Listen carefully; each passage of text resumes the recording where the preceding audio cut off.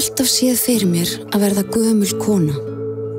En svo greindist ég með ólæknandi krabbamein og það eina sem ég gat hugsað var: næ ég að ferma alla strákana mína? Hvað verður mömmu? Mun maðurinn minn giftast aftur? Verð ég bara mynd á vegg? Líf mitt var að rakna upp. Ég hélt að ég væri dáin. En svo fann ég að ég er ekki ein. Ég treysti læknunum, lyfjunum og mér sjálfri. Krabbameinið er eins og óvæntur og óvelkominn ferðafélagi sem verður með mér það sem eftir er. Saman höfum við farið á staði sem ég hefði aldrei valið. Lífið er öðruvísi, breytt, en þetta er mitt líf.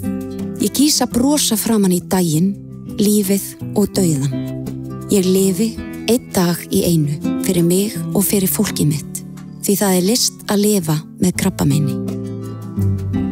Þetta er sagan mín, en hún er ein af fjölmörgum. Kaupum bleiku slaufuna, Krabbameinsfélagið.